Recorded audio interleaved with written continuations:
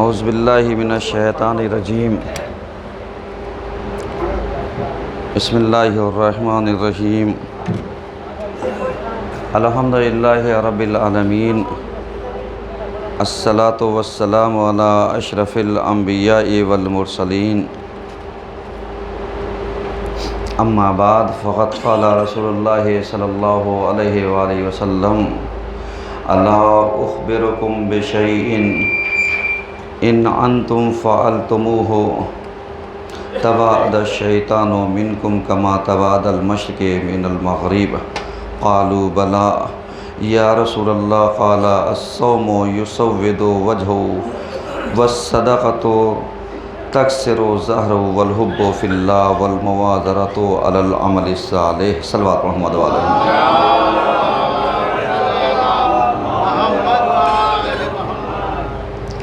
عزیزان گرامی، آج کے پہلے خطبے میں سلسلہ مباحث کو آگے بڑھاتے ہوئے ہماری گفتگو اس عنوان پر جاری ہے کہ ماہ سازندگی و ماہ بندگی۔ اس عنوان پر ہم نے پچھلے 3 ہفتوں سے اس سلسلے کو جاری رکھا ہے، اور اگر آپ نے ملاحظہ فرمایا ہو تو ماہ رمضان ماہ سعادت ہے، ماہ برکت ہے، ماہ مغفرت ہے اور ماہ رحمت ہے۔ یہ ماہ رمضان اپنے اندر بہت ساری نعمتوں کو سموئے ہوئے ہے اور بہت سارے پہلوؤں کو اپنے اندر لیے ہوئے ہے، تاکہ انسان اللہ کی معرفت میں غرق ہو کر کے ماہ رمضان کی جو افادیت، جو اس رمضان کا فائدہ ہے، جو اس رمضان کی ضرورت ہے، اس سے وہ حاصل کر سکے اور اپنی ضروریات کو اس کے مطابق جو اس کی خواہش ہے، کیونکہ آج کے زمانے میں ہر انسان آگے بڑھنے کی کوشش تو کرتا ہے لیکن آگے نہیں بڑھنا چاہتا۔ ہر انسان آگے جانے کی کوشش تو کرتا ہے لیکن جا نہیں پاتا۔ کیوں؟ اس لیے کہ چاہت کا پیدا ہونا نہ ہونا یہ کمال نہیں ہے۔ کمال یہ ہے کہ چاہت بھی ہو اور راہ پر انسان گامزن بھی ہو، کیونکہ بہت سارے افرادوں کو ہم نے دیکھا ہے جن کے اندر نیک تمنائیں اور نیک خواہشیں تو پیدا ہوتی ہیں، لیکن نیک تمناؤں اور نیک خواہشوں کے پیدا ہونے کے باوجود وہ اچھے اعمال کو انجام دے پائیں یا نہ دے پائیں، یہ گارنٹی نہیں ہے۔ گارنٹی کب ہے؟ گارنٹی اس وقت ہوگی کہ جب انسان ارادہ مصمم کر لے اور ارادے کے اوپر رواں اور دوا ہو، تب یہ رہے گا کہ ہم نے اس راستے کو طے کیا۔ ایسے ہی ماہ مبارک رمضان ہے، یعنی اگر اس کو اپنی زبان میں کہا جائے تو یہی کہا جا سکتا ہے کہ یہ ماہ رمضان بالکل ویسے ہی ہے جیسے اپنے اندر ساری چیزوں کو سمیٹے ہوئے ہو، جیسے ایک سمندر کے اندر راہ بھی ہے، روش بھی ہے، نعمات بھی ہے، خطرات بھی ہے، مشکلات بھی ہے، آسائشیں بھی ہیں، آرام بھی ہیں، اور اسی کے اندر اگر آپ تلاشیے تو بہت ساری وہ قیمتی پتھر، وہ قیمتی اشیاء جو اگر کسی کو مل جائے تو اس کی زندگی تر جائے گی، سب پایا جاتا ہے، لیکن کیا سب کے ہاتھ لگ جاتا ہے؟ کیا سب کو یہ چیز میسر ہو جاتی ہے؟ تو آپ کہیں گے نہیں۔ بس ایسے ہی ماہ رمضان ہے کہ معلوم لیا اللہ کا یہ برکتوں والا مہینہ، رحمتوں والا مہینہ، مغفرت والا مہینہ اپنے اندر بہت ساری چیزیں لے کر کے آیا، تو لیکن کیا ہم نے اس چیز کو کبھی سمجھنے کی کوشش کی کہ ہمیں اس ماہ رمضان سے حاصل کیا کیا کرنا ہے؟ ہماری بدبختی، ہماری دین سے دوری، ہماری دین سے غفلت، ہماری دین سے اس طریقے سے منہ پھیر لینا کہ جیسے ہمارا دین سے کوئی رابطہ ہی نہیں ہے، بس دین اتنا ہی ضروری ہے جتنا ہماری ضرورت کو پورا کر دے۔ جبکہ حقیقت کیا ہے؟ حقیقت یہ ہے کہ دین ہماری ضرورتوں کا نام نہیں ہے، بلکہ ہمارے ان چیزوں کے لیے دین کی ضرورت ہوتی ہے کہ جس کے پیچھے پیچھے ہم چل کر کے ہم دنیا کو بھی کامیابی میں لے سکتے ہیں، ہم آخرت تک بھی کامیابی تک پہنچ سکتے ہیں۔ یہ ہے دین۔ لیکن آج ہم کیا کرتے ہیں؟ آج ہم یہی کرتے ہیں کہ دنیا کو پانے کے لیے دین کو داؤں پر لگا دیتے ہیں۔ آج ہم دنیا کو پانے کے لیے دین کو داؤں پر لگا دیتے ہیں، اور دنیا کیا ہے؟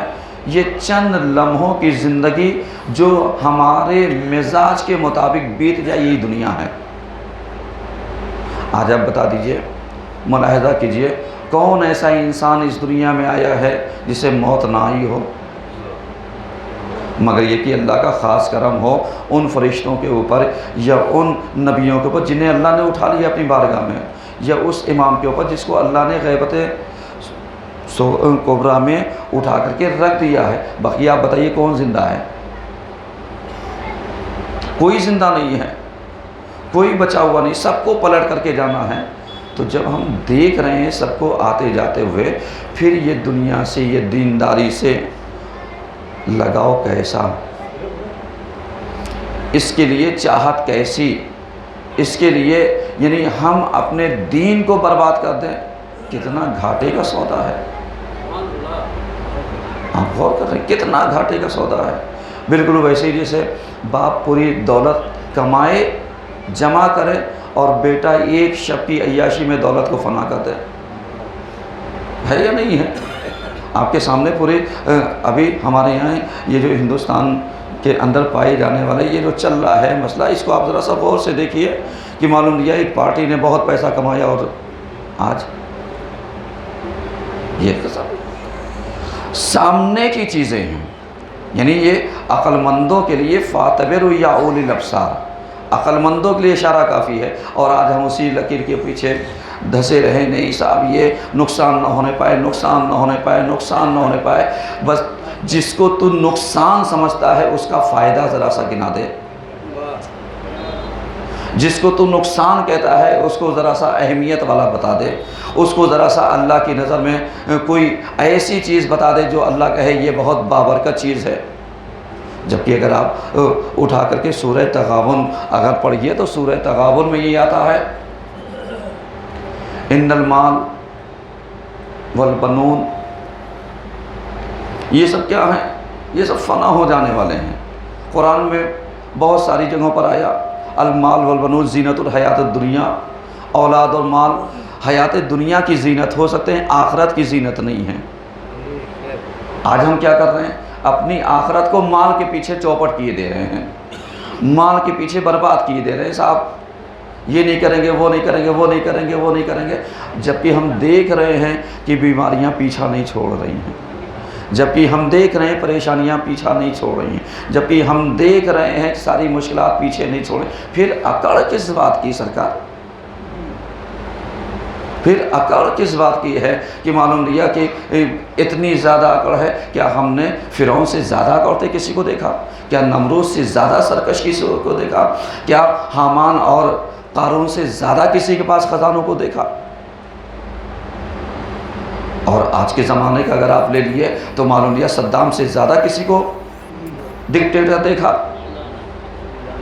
ہے؟ حشر بھی دیکھا۔ اس کے علاوہ امریکہ کا آپ دیکھیے ابھی پچھلا پریسیڈنٹ کیا تھا اور آج کیا ہے۔ اس کا مطلب کیا ہے؟ اس کا مطلب یہ ہے، یہ میں اشارہ اس لیے کر رہا ہوں تاکہ فَاعْتَبِرُوا يَا أُولِي الْأَبْصَارِ، کہ ہم دنیا داری میں اتنے مگن ہو گئے ہیں کہ ایسے لگتا ہے مرنا ہی نہیں ہے۔ انسان مرا نہیں، لیکن جا کر کے ٹرمپ کا حشر دیکھو کہاں پر ہے، کس کنڈیشن میں ہے؟ کیا وہی پاور میں ہے جس پاور میں تھا؟ نہیں۔ اللہ نے اسی لیے انسان کو مہلت دی ہے اور یہی کہا ہے کہ صاحب یہ کام تم اچھے سے انجام دو اگر تمہیں موقع ملا ہے۔ اور ہم دنیا میں اتنے زیادہ غرق ہو گئے ہیں کہ دنیا ہی سب کچھ ہمارے لیے ہے، عقبہ کچھ نہیں ہے، آخرت کچھ نہیں ہے، جبکہ دنیا سے تم آخرت کو خرید سکتے ہو لیکن آخرت سے دنیا کو نہیں خرید سکتے۔ کب دنیا سے آخرت کو خرید سکتے ہو؟ جب تم الدنیا مزرعۃ الآخرہ، اس دنیا کو آخرت کی کھیتی کا ذریعہ بنا دو، تب خرید سکتے ہو۔ لیکن کل تم پلٹ کر کے میدان محشر میں آؤ اور وہاں پر تمہارے پاس اعمال صالحات ہوں اور اس کے بعد کہا جائے تم نے صاحب 1 روپیہ دیا تو میرا 1 روپیہ واپس کر دو، تو پوری دولت جو اعمال کی ہوگی دے دو گے، پھر بھی 1 روپیہ کا مقابلہ نہیں ہو سکتا۔ آج ہم کتنے بڑے بے غیرت ہو گئے ہیں کہ ہمیں احساس نہیں جس دنیا کے پیچھے ہم جا رہے ہیں۔ آپ ذرا سا سوچئے، مولا کائنات کس زمانے میں رسول کے زمانے میں، ہمارے چھٹے امام کے زمانے میں بہت سارے واقعات ملتے ہیں، جس میں ایک واقعہ یہی تھا جس نے ایک بہت بڑا تاجر جو ہمارے امام کے پاس آیا اور کہنے لگا مولا میں سفر پر جانا چاہتا ہوں، استخارہ کر دیا جاؤں یا نہ جاؤں۔ سنائے نا واقعہ؟ سنائے، سب کے ذہن میں ہے، صرف اس لیے اس چیز کو بیان کیے دے رہا ہوں تاکہ آپ کے اذہان عالیہ میں بہت سارے مطالب اس طریقے سے آ جائیں جس طریقے سے آپ پہنچنا چاہیے۔ آیا، آنے کے بعد امام سے استخارہ دکھا، استخارہ منع آ گیا، سمجھ رہے ہیں؟ استخارہ منع آ گیا۔ اس کے دوستوں نے جتنے تعریف دکھایا تم کتنے بڑے بیوقوف ہو، تم استخارے کے اوپر چل رہے ہو، جو چیز تمہارے پاس مال ہے فلاں شہر میں وہ ہے ہی نہیں ہے، جو تم نے یہاں 1 روپیہ خریدا وہاں 110 روپے کا بیچ کر بہت منافع ہوگا۔ میں چھوڑو استخارہ کیا ہوتا ہے، چلو جاؤ۔ اور یہ گیا اور جانے کے بعد جیسا اس کو اطلاع ملی تھی ویسے ہی ہوا اور خوب دولت کمائی، اور کمانے کے بعد بڑی خوشی خوشی امام کی خدمت میں کہا مولا اگر میں آپ کا کہنا مان جاتا تو بہت خسارے میں ہوتا۔ امام مسکرائے، امام تو جانتے ہی تھے یہ بدبخت دنیا کے اندر غرق، اس کے دنیا ہی نظر آ رہی، اس کو پیسہ ہی نظر آ رہا ہے، کیونکہ اگر اس کو 90 9 99 1 ملاؤ 100 کی گنتی پوری نہیں کرے تو اسے نیند نہیں آئے گی، کیونکہ اس کا عالم جو ہے وہ بنیوں والا ہو گیا ہے کہ جب تک یہ 100 کی گنتی پوری نہیں کر لے گی اسے نیند نہیں آئے گی۔ امام نے کہا تو نے جتنی باتیں کہی ہیں سب صحیح ہے، تجھے منافع ہوا، لیکن ذرا سا میری ایک بات کا تو جواب دے دے۔ کہا بتائیے مولا۔ کہا جب تو لوٹ رہا تھا خوب دولت اکٹھا کر کے، خوب کما کر کے، پیسوں کے انبار کے اوپر تو آ رہا تھا تو تیری راستے میں رات میں آنکھ لگ گئی، صبح کی نماز قضا ہو گئی۔ کہا ہاں مولا۔ کہا ہاں مولا قضا ہو گئی۔ کہا یہ یاد رکھ جتنا تو نے کمایا ہے یہ پورا ملا کر کے اگر صبح کی نماز کا ثواب خریدنا چاہا تو نہیں خرید سکتا۔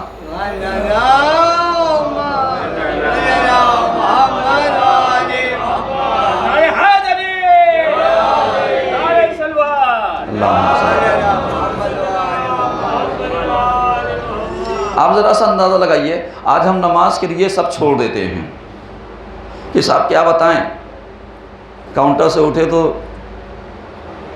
جبکہ ہم کھانے کے لیے اٹھ سکتے ہیں، دوستوں کے لیے اٹھ سکتے ہیں، احباب کے لیے اٹھ سکتے، صحیح ہے نا؟ یہ آپ سامنے کی چیزیں ہیں، یہ جو چیزیں میں بیان کر رہا ہوں یہ کسی خاص کے لیے نہیں کہ آپ اس کے اوپر چپکا دیجئے، یہ میرا ایک ہدایت کا پہلو ہے، چونکہ ماہ رمضان ماہ مغفرت ہے، ماہ رمضان ماہ برکت ہے، ماہ سازندگی اور ماہ بندگی ہے جو میرا عنوان چل رہا ہے۔ اسی غرض سے یہ ماہ مبارک رمضان 22 دن گزر گیا ہے، 8 دن بچے ہیں بمشکل تمام، صحیح ہے نا؟ 8 دن بمشکل تمام بچے ہیں۔ اب 8 دن میں آپ ذرا سا بتا دیجئے کہ اگر اس وقت سے لے کے اب تک تجھے توفیق نہ ملی ہو مسجد آنے کی، کون سا منافع کمایا تو نے؟ ہے ذرا سا تیرے اندر سینے میں دل ہے علی ابن ابی طالب کی محبت؟ جیسے بہت سارے لوگ علی کے کردار کو تو علی کے غم کو تو پڑھتے ہیں، صاحب مجلس بہت اچھی برپا کر لی، جلوس بہت اچھا نکال دیا، تابوت بہت اچھا نکال دیا، لیکن تیری سیرت علی میں، علی مسجد میں شہید ہوئے، مسجد میں حاضری تیری کئی دن کی ہے؟ سوچئے ذرا سا، تیری حاضری کئی دن کی ہے؟ سیرت علی کو تو نے اپنایا، مقصد علی کو تو نے اپنایا، سنت علی کو تو نے اپنایا، تعلیمات علی کو تو نے اپنایا، تربیت علی کو تو نے اپنایا، تو اب معلوم ہے رونا تو انسان کی فطرت میں کوئی بھی رو سکتا ہے، آسمان چرند پرند سب روتے ہیں، کون سا کمال تو نے کر دیا اگر تو نے سیرت علی کو نہیں اپنایا؟ اب معلوم دیا کہ باہر کے دور کے ڈھول سہانے ہوتے ہیں نا، یہ کہاوت سنی ہوگی، لیکن حقیقت میں قبر کا حال کون جانتا ہے؟ مردہ جانتا ہے۔ لیکن ہم لوگ ایسے جی رہے ہیں جیسے لگتا ہے ایک دوسرے کی قبر میں بھی وہاں چلیں گے اعمال بٹانے کے لیے۔ صاحب تم اگر 100 ڈنڈے اللہ نے معین کیوں 50 تم کھانا 50 ہم کھا لیں گے۔ ہے کوئی مائی کا لال جو کہہ دے میں فلاں کی قبر میں جاؤں گا؟ ہے یا نہیں ہے؟ نہیں ہے۔ بتاؤ سیرت علی کون سی ہے؟ علی محراب عبادت میں آتے تھے، اتنا کھڑے ہو جاتے تھے کہ سحر پتہ نہیں چلتی تھی، پیروں پہ ورم چھا جاتا تھا، اور جب دن میں عبادت میں کھڑے ہوتے پتہ ہی نہیں چلتا تھا افطار کا وقت کیا آ گیا، کب آ گیا۔ جا کر کے سیرت علی پڑھو، اور ہمارے پاس وقت ہی نہیں، ہم سوچیں علی علی کر لیں گے، علی علی کر لیں گے، بس سارا بیڑا پار۔ نصیری بھی تم سے ایک قدم آگے ہیں، کیا وہ کامیاب ہو جائیں گے؟ نہیں کامیاب ہوں گے۔ کامیابی علی کی سیرت اپنانے میں ہے، علی کی صورت اپنانے میں نہیں ہے۔ سمجھ رہے ہیں؟ بہت بڑی بات کہہ رہا ہوں۔ سیرت اپناؤ گے کامیابی ملے گی، صورت اپناؤ گے تو صورت تو شیطان کس کے بیس میں آتا ہے؟ آپ بتائیے، اگر وہ اپنے اصلی روپ میں آ جائے تو کیا وہ مسجد آ پائے گا؟ نہیں۔ شیطان کو ہمیشہ واقعہ آپ نے دیکھا، نمازی کو نمازی کی بیس میں بہکایا، روزے دار کو روزے دار کے بیس میں بہکایا، زکوٰۃ اور خیرات نکالنے والے کو معلوم لیا سخی کی صورت میں آ گیا، کہا معلوم لیا انہوں نے 1 لاکھ دیا میں 10 لاکھ۔ بھائی تمہارا بزنس کیا ہے؟ ڈاؤٹ فل ہو گئے۔ کہا کیوں؟ کہا صاحب میں پورے سال بھر میں میرا منافع 12 لاکھ کا ہوا، تیرا منافع ڈیلی کا 12 لاکھ کا، یہ کیسے؟ کہا تمہیں کرنا ہے، آؤ میرے ساتھ آ جاؤ، آؤ میرے ساتھ آ جاؤ۔ اب معلوم لیا وہ لے کر کے گیا، انہیں بہکاتا گیا، سجدہ کراتا گیا، یہ کرتا گیا، اور اس کے بعد جب آخر میں جب ان سے نماز چھوڑوا دی، ذمہ داریاں چھوڑوا دی، یہ چھوڑوا دیا، وہ چھوڑوا دیا، اس کے بعد کہا تم کس سے چکر میں، تم مجھے پہچانتے ہو؟ کہا نہیں۔ کہا بدبخت میں وہی تو ہوں جنہوں نے آدم کو بہکایا تھا، میں وہی تو ہوں جنہوں کو جنت سے آدم کو نکلوایا تھا۔ تجھے آج تک سمجھ میں نہیں آیا کہ جو یعنی کسی کو کمپٹیشن میں لا کر کے کھڑا کر دے، وہ کمپٹیشن میں لانے والا شیطان ہوا کرتا ہے۔ کیا بات؟ سمجھیے گا، کمپٹیشن میں لانے والا شیطان ہوتا ہے، اور شیطان کبھی نیک راستے پر نہیں آتا، نیک راستے کے ذریعے بہکانے کا کام کرتا ہے۔ مسجدیں بہکانے کے لیے نہیں ہوتی ہیں، لیکن شیطان کہاں ملتا ہے؟ مسجدوں میں۔ تنک مزاجی کہاں پر ملتی ہے؟ آپ ذرا سا سوچئے، کبھی شیطان کو آپ نے شراب خانے کے باہر کھڑے پایا ہوگا؟ کہا یہ تو خود ہی شیطان بنے پھر رہے ہیں، ہمیں کیا ضرورت ہے ان کو بہکانے کی، یہ تو خود ہی ابھی پی کر کے ابھی گھر میں ادھم مچائیں گے، روڈوں پر ادھم مچائیں گے، تو ہمیں ان کو بہکانے کی ضرورت نہیں، ہمیں ان کو بہکانے کی ضرورت ہے جو سیدھے راستے پر ہیں۔ تو اب پتہ چلا کہ شیطان کو غلط آدمیوں کی ضرورت نہیں ہے، وہ تو جانتے ہی یہ ہمارے، ایک سلوات پڑھیے سب مل کر کے،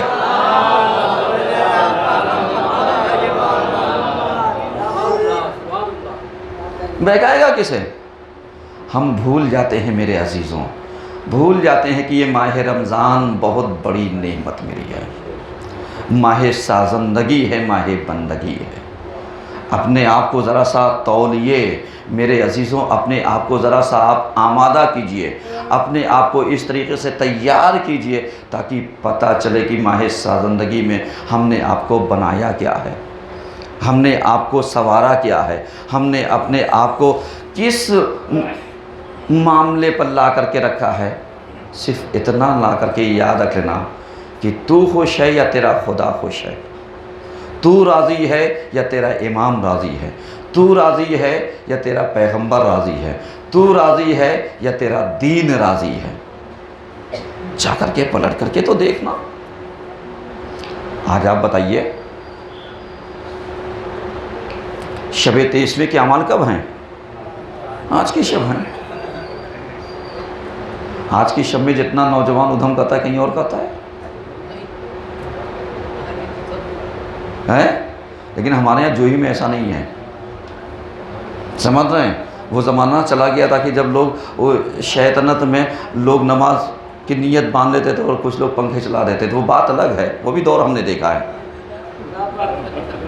سمجھ رہے ہیں؟ وہ دور الگ تھا، آج کا دور الگ ہے، سمجھ رہے ہیں؟ یہ ساری چیزیں تھیں، اب نہیں ہیں۔ تو یہ ماہ رمضان ماہ سازندگی ہے، ہمیں کتنا تقوی کے قریب جانا ہے آپ اندازہ نہیں لگا سکتے، ہمیں کتنا پرہیزگاری کے قریب جانا ہے آپ اندازہ نہیں لگا سکتے۔ ہم تو یہی سوچتے ہیں صاحب مسجدوں کو چھوڑ کر کے گھروں کو آباد کر لو، اور اللہ کیا کہتا ہے؟ جگہ بدل بدل کر کے تم نماز پڑھو، تاکہ یہ جگہ تمہاری گواہی دے گی یہاں پر فلاں شخص نماز پڑھتا تھا۔ اب وی آئی پی جتنے ہیں وہ ذرا سا سوچے ہم کہاں کہاں بیٹھتے ہیں، ایک سلوات تو پڑھیے کم سے کم۔ بھئی دیکھیے مولانا علمدار کی جگہ پہ نہ آئیے گا، کیونکہ یہ جگہ بدل دیں گے تو امامت بدل جائے گی۔ ایک سلوات پڑھیے سب مل گئے۔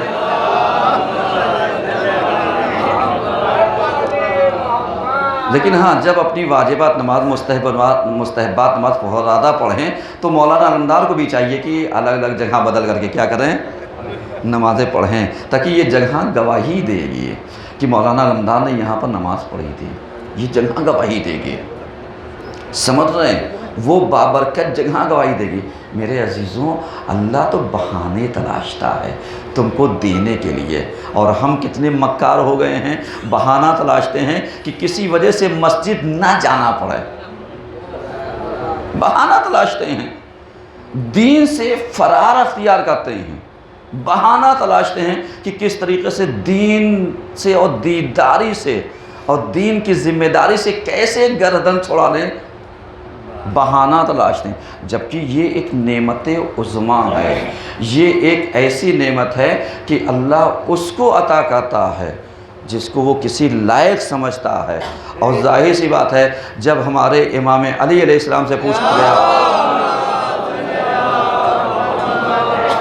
کہ مولا یہ بتائیے ہم دیکھتے ہیں فلاں آدمی بہت آرام میں ہے، اس کے اوپر تو کوئی ذمہ داری نہیں، کہا تو جانتا ہے اللہ جس کے اندر صلاحیت دیکھتا ہے کہ اس کے اندر کر سکنے کی صلاحیت، حل و فصل کی صلاحیت پائی جاتی ہے، اس کے گردن میں یہ مشکل ترین کام ڈال دیتا ہے، اسے جانتا ہے کہ اس بندے کے اندر صلاحیت ہے یا نہیں ہے۔ اب اگر اللہ نے ہمیں صلاحیت دی تو ہم خود ہی بتاتے ہیں ہمارے اندر کوئی صلاحیت نہیں ہے۔ ایک صلوات پڑھیے سب مل کر کے۔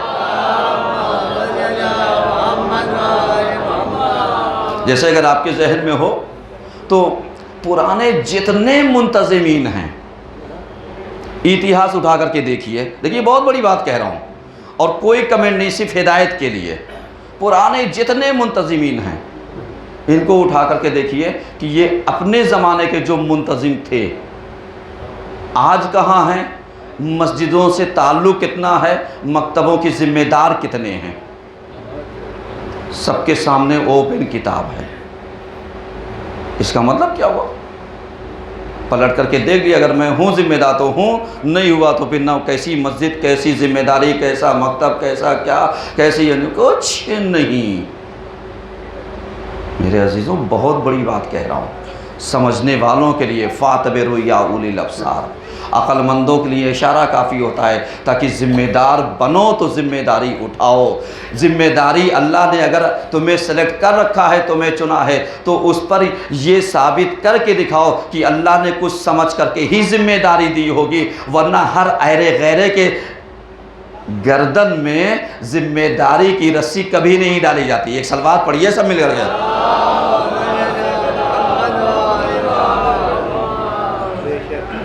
سمجھ رہے ہیں؟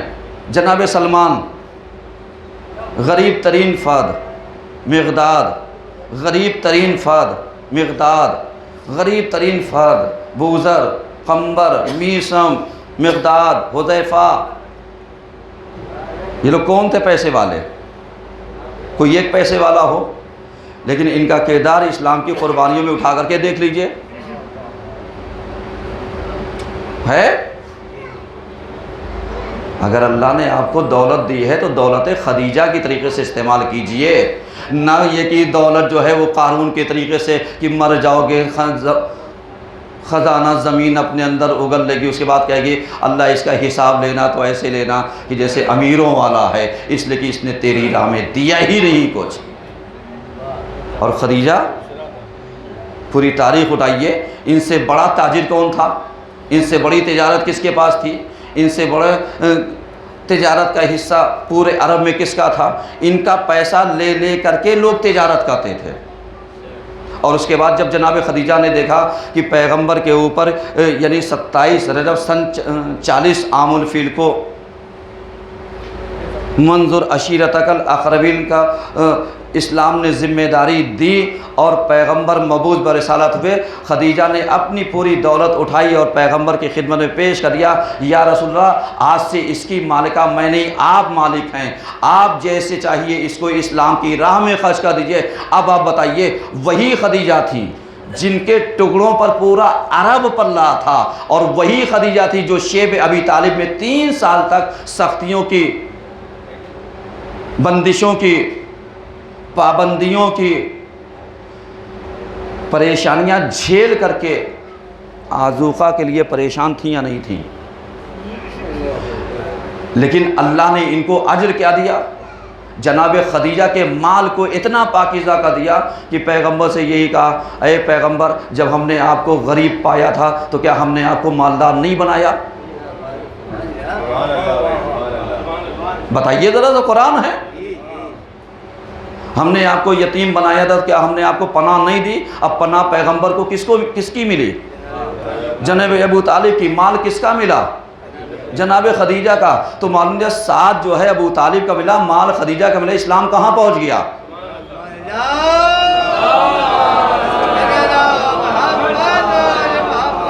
اور آج ہم اسلام کا مال مل جائے تو دبائے بیٹھے ہیں تاکہ اسلام کا قدم آگے نہ بڑھنے پائے. تو اب ایسے لوگ پلٹ کر کے پوچھیں گے کہ کل اگر پیغمبر نے ان سے پوچھ لیا کہ تو نے دین کا پیسہ دبائے رکھا تھا اتنے سال تک، ذمہ دار کون ہوگا؟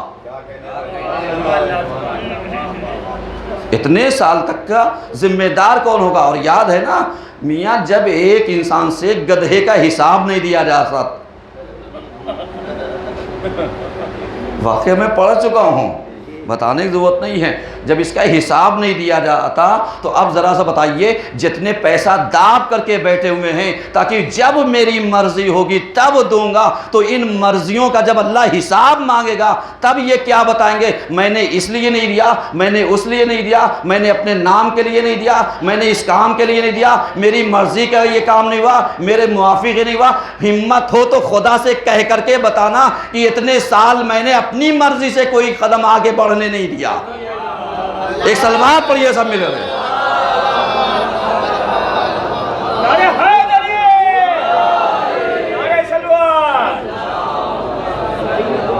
ہے نا. چیلنج کر رہا ہوں، ہمت ہو کسی مولوی مولانا کو لے آنا. بہت بڑی بات کہتا ہوں، چونکہ بہت سارے لوگ شروعات میں ان کی حقیقتیں کھلی نہیں تھی نا، تب تک سب کنفیوژن میں تھے. آج سب اوپن کتاب ہیں، مگر یہ کہ حر کی طریقے سے دروازہ کھلا ہوا ہے، باب رحمت کھلا ہوا ہے، ماہ سازندگی، ماہ بندگی کھلی ہوئی ہے. اگر حر بننے کا موقع مل رہا ہے تو حر بن جاؤ، ورنہ عمر سعد ہمیشہ باقی رہ جاؤ گے. ایک سلوات پڑھیے سب مل کر کے.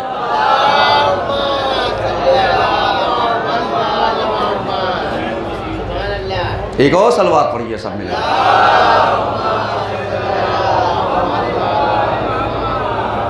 سمجھ دین کا پیسہ ہے، کسی کی ملکیت نہیں ہے۔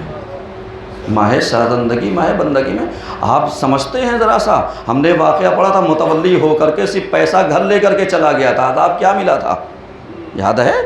یہ مولانا علمدار کا احسان مانی اگر ہدایت مل جائے، کیونکہ میں مبلغ ہوں، میں نہیں عن المنکر کہتا ہوں، امر بالمعروف کو تم مانو نہ مانو تمہاری مرضی، لا اکراہ فی الدین، دین میں کوئی جبر نہیں ہے، ہاں مکاری بھی نہیں ہے، اس لیے کہ جنہوں نے مکاریاں کی تھی، جنہوں نے اس وقت ٹیم الگ کر لی تھی، آج ان کی ٹیم کا حشر دیکھ لیجئے، اور جنہوں نے اس وقت رسول کا ساتھ دیا تھا، آج ان کی ٹیم کا حشر دیکھ لیجئے کہ ایک فرقہ الگ سے مشہور ہو گیا، دوسرا فرقہ الگ سے مشہور ہو گیا۔ ایک سلوات پڑھیے سب مل کر۔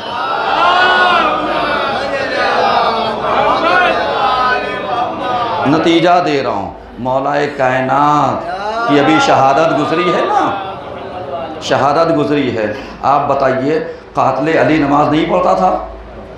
پڑھتا تھا کہاں؟ مارا کس کو؟ معصوم کو۔ مارا کس کو؟ وصی مصطفیٰ کو۔ مارا کس کو؟ شوہر بطول کو۔ مارا کس کو؟ حسنین کے باپ کو، جبریل کے استاد کو، ان کو مارا، کبھی سوچا؟ اور آج بھی بہت سارے ابن ملجم کے بچانے والے بہت سارے حوالی موالی پائے جاتے ہیں جو کہتے ہیں وہ تو مارا ہی نہیں تھا، جیسے یزید کے ہیں، ایسے نیٹ کے اوپر آپ سرچ کیجئے، ساری چیزیں پائی جاتی ہیں میرے عزیزوں۔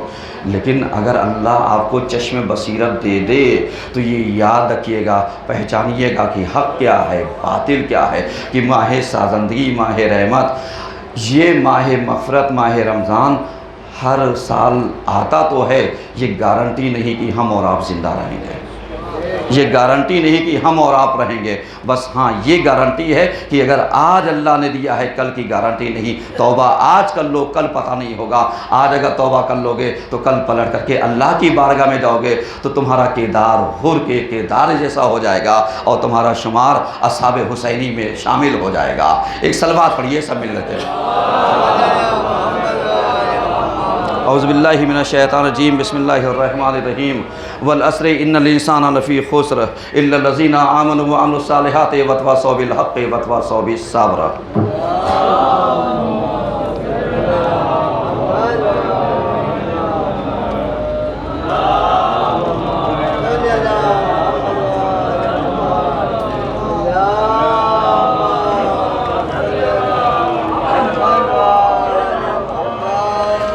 اعوذ باللہ من الشیطان الرجیم، بسم اللہ الرحمن الرحیم، الحمدللہ رب العالمین، الصلاة والسلام علی اشرف الانبیاء والمرسلین، اما بعد فقد قال حسن عسکری علیہ السلام لیست العبادت کثرۃ الصیام والصلاۃ وانما العبادت کثرۃ التفکر فی امر اللہ۔ صلوات محمد وعلیہ۔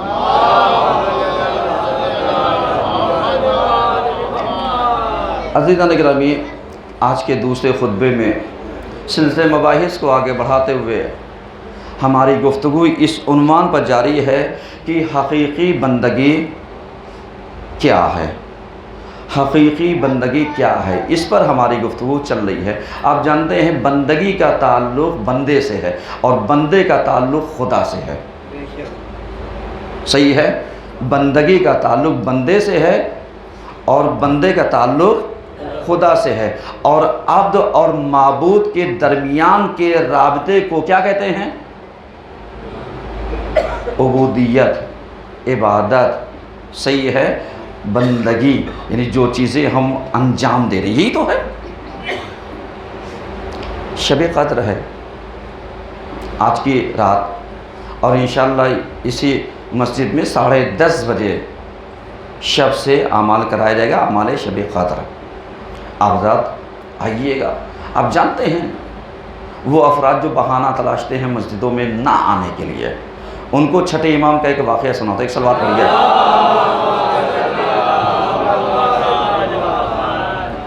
ہمارے چھٹے امام حضرت امام جعفر صادق علیہ السلام کی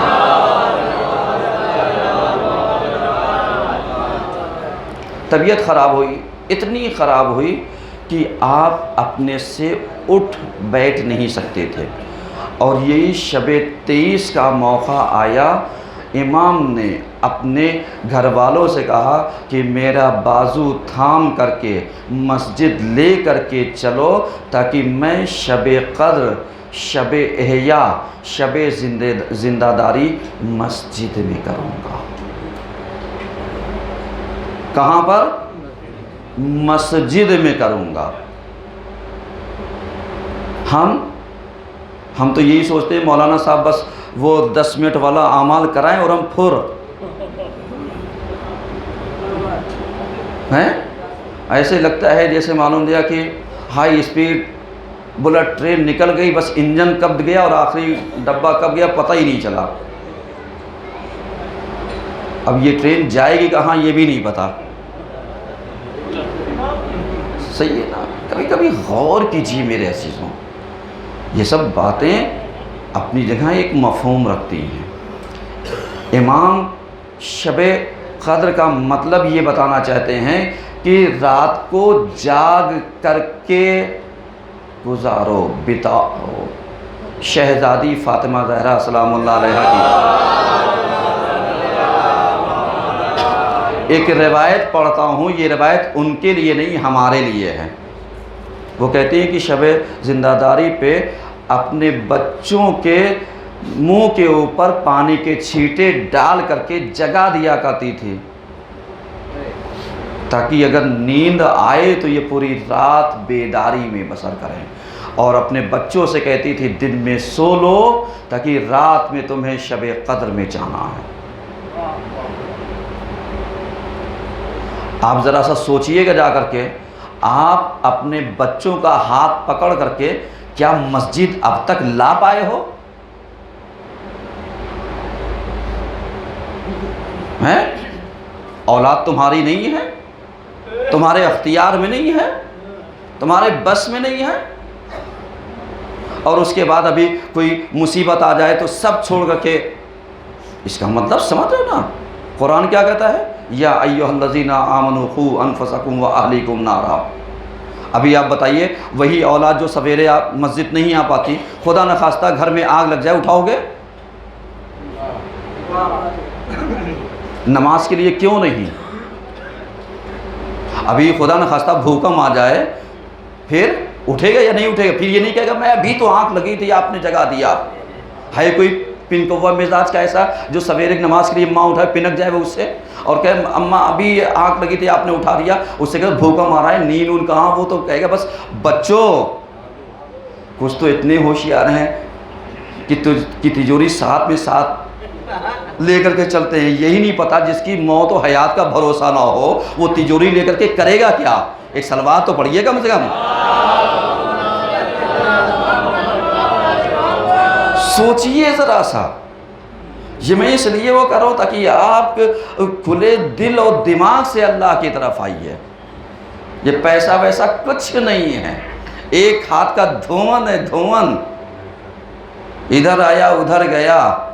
اگر اللہ نے آپ کو کوئی مرض نہیں دے رکھا ہے خدا کا شکر ادا کیجئے، ورنہ جتنی دولت، مکان، دکان سب اگر کہیں ڈاکٹر کے حوالے ہو گیا نا، اس کے بعد صحت بھی نہ ملی، خسرت دنیا والآخرہ۔ سمجھ میں آ رہا ہے؟ اس کا شکریہ ادا کیجئے اگر اس نے آپ کو صحیح سالم بدن دیا ہے۔ اور آج ہم اکڑے صاحب روزہ رکھ لیں گے تو مر جائیں گے۔ جنہوں نے روزہ نہیں رکھا وہ مر گئے، وہ زندہ رہے؟ سوچیے ذرا سا، ہمیں کم سے کم روزہ رکھ کر کے موت آ جائے گی تو شہید مر جاؤ گے، لیکن ہم ڈرتے کتنے ہیں روزہ رکھ لیں گے تو کیا بتائیں پانی کمی ہو جائے گی۔ اور اللہ کیا کہتا ہے؟ اللہ یہی کہتا ہے کہ ہم تمہاری باڈی کا جتنا پانی پرانا ہوگا اتنا ختم کر دیں گے، نیا پانی جذب کر کے تمہاری جسم کو نئی حیات تازہ دے دیں گے۔ ایک صلوات تو پڑھیے کم سے کم۔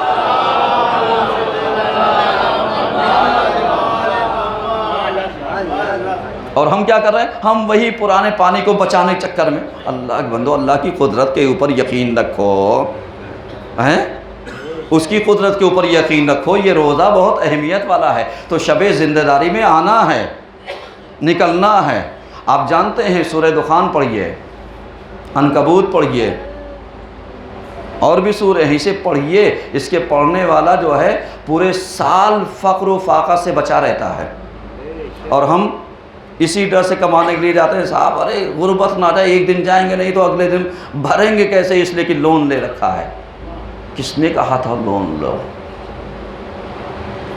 ایک سوال ہے میرا، میں بزنس کا مخالف نہیں ہوں، لیکن ایک لمحہ فکریہ، انسان کی چادر اتنی ہی تو پھیلتی ہے جتنی گنجائش ہوتی ہے۔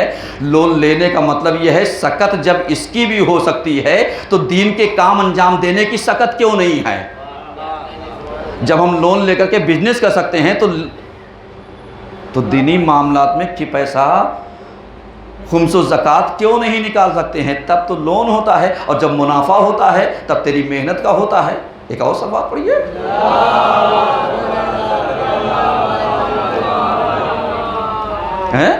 مولا نے کیا کہا؟ مولا نے اس لیے اسی چیز کو کہا قوتو لا یموتو، اتنا ہی کھانا جتنے میں موت نہ آنے پائے۔ سمجھ رہے ہیں؟ مرتے ہوئے لوگوں کو دیکھ رہے ہیں، بچوں کو دیکھ رہے ہیں، بڑوں کو دیکھ رہے ہیں، نوجوانوں کی حادثاتی موت دیکھ رہے ہیں، پھر بھی عقل کے ناخن نہیں دے رہے ہیں، پھر بھی ہماری عقل ٹھکانے نہیں آ رہی ہے۔ سمجھ رہے نا؟ کیوں؟ اللہ سے دوری کا نتیجہ نہیں تو اور کیا ہے؟ اب جانتے ہو حقیقی بندگی کیا ہے؟ حقیقی بندگی یہی کہ اللہ کے لیے اپنے آپ کو فنا کر دو، اللہ کے لیے اپنے آپ کو مٹا دو، اس لیے کہ جس نے پیدا کیا ہے اگر وہ واپس بلا لے گا تو اس سے اچھی جگہ وہ ہمیں نوازے گا۔ اور ہم سوچتے ہیں صاحب حیاتی قبر لے لیں گے تو یہ قبر میری پکی ہو گئی، اور اگر فرشتوں نے اٹھا کر کے وہاں سے پھینک دیا پھر گارنٹی کون دے گا؟ متولی سے جھگڑا کیجئے گا، صاحب میں 25,000 روپے دے کر کے آیا تھا، جھگڑا کیجئے گا، یہ ان کے گھر والوں میں دم ہے جو جا کر کے جھگڑا کر رہے ہیں، یہ تو صاحب میری قبر تھی اس کی، اور معلوم ہے فرشتوں نے اٹھایا کہاں پھینک دیا؟ جہاں کا خمیر تھا وہیں جا کر کے ملا دیا۔ قبر خرید لینا کمال نہیں ہے۔ کیوں؟ اس لیے کہ قبر کی دو ہی کیفیت ہوتی ہے، یا روضۃ من ریاض الجنہ، یا جنت کے باغوں میں سے ایک باغ ہوگی، یا حفرۃ من حفر النیران، یا جہنم کے گڑھوں میں سے ایک گڑھا ہوگا۔ بقیہ تم بتا دو، نہ جنت کو خرید سکتے ہو نہ جہنم کے خریدنے کی اوقات ہے۔ اب یہ حیاتی قبر جو 25,000 50,000 دے کر کے ہم سوچتے ہیں یہ میری، اب ذرا بتاؤ یہ روضۃ من ریاض الجنہ ہے؟ پتہ نہیں۔ اپنے اعمال کے اوپر بھروسہ کرو، جو اعمال اللہ نے مہلت دے رکھی ہے اس پر بھروسہ کرو۔ کیوں؟ اس لیے کہ یہی اعمال تم کو بخشوائے گا، بقیہ کوئی کسی کی قبر میں جانے والا نہیں ہے۔ آپ جانتے ہیں آج 14 اپریل ہے، انٹرنیشنل قدس ڈے ہے، منایا جا رہا ہے، صحیح ہے نا؟ اس کا مطلب یہ ہوتا ہے کہ ہم مظلوموں کے ساتھ ہیں، ظالم کے خلاف ہیں۔ اس کا مطلب یہ ہے کہ جو ظالم ہیں ان کا ویرودھ ہمیشہ کرتے ہیں اور کرتے رہیں گے، اور جو مظلوم ہیں ان کا ساتھ ہمیشہ دیا ہے، دیتے رہیں گے۔ اور مظلوم اور ظالم کی کوئی سیما نہیں ہوتی، سمجھ رہے ہیں؟ آتنکواد کی کوئی سیما نہیں ہوتی۔ بھائی آپ بتائیے، ابن ملجم نے مولا علی کو مسجد میں مار دیا تو کیا مسجد میں آتنکواد نہیں آتے؟ امام بارگاہوں کو پاکستان میں اڑا دیا جاتا ہے تو کیا آتنکوادی وہاں نہیں آتے؟ تو اب اگر ہم یہاں سے ان کے خلاف آواز نہیں بلند کریں تو کون کرے گا؟ ہمارے امام کے روزات و مزارات سیریا میں پائے جاتے ہیں، عراق میں پائے جاتے ہیں، اس کے اوپر اٹیک کیا جائے گا، ہمیں درد نہیں ہوگا، ہم آواز اٹھائیں، کون اٹھائے گا؟ سمجھے؟ تو ہم ہمیشہ ظالموں کے خلاف ہیں۔ اور یہ جو انٹرنیشنل قدس ڈے ہوتا ہے، یوم القدس، یہ دن ہی اس لیے رکھا گیا ہے تاکہ ظالم کے خلاف رہو، مظلوموں کی حمایت میں رہو، جو بھی ظالم ہو۔ آج آپ دیکھ لیجئے کیسے کیسے ظلم نہیں ہوتے، چھوٹے چھوٹے بچوں کو مار دیا جاتا ہے، کیا آپ کو اچھا لگتا ہے؟ اللہ اکبر بسم اللہ کر کے چھری پھیر دی جاتی ہے، کیا آپ اس کو نہیں بتائیں گے یہ کون لوگ ہیں؟ بتائیں گے، کھل کر کے بتائیں گے کہ یہ وہ ظالم ہیں، جابر ہیں، جن سے ہم بیزار ہیں، ہماری پوری قوم بیزار ہے، ہماری پوری ملت بیزار ہے۔ نہ ہم نے کبھی ان کا ساتھ دیا ہے، نہ دیں گے، نہ دینے کی کوئی آرزو ہے۔ کیوں؟ اور اس کے بعد اپنا ملک امن کا گہوارہ اور یہ ہم نہیں کہہ رہے ہیں، پیغمبر کہتے ہیں. پیغمبر نے کیا کہا؟ وطن نصف الایمان. اس کی محبت صحیح ہے نا، اس کی محبت نصف ایمان ہے. اب اگر ہمارے ملک کے اوپر کوئی آنچ آئے گی تو ہم اس کے لیے جان دیں گے، کسی اور کے لیے نہیں دیں گے. اس سلوات پڑھیے سب مل کر.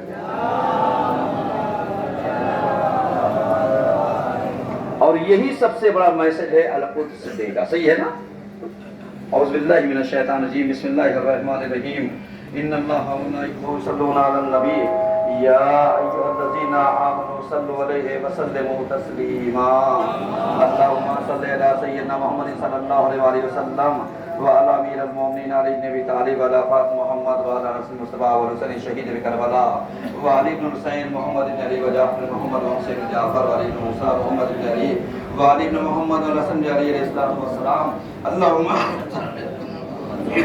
صلی اللہ مولانا صاحب زمان ماہی آثار البدع والطغیان وحاتم الشرک والنفاق.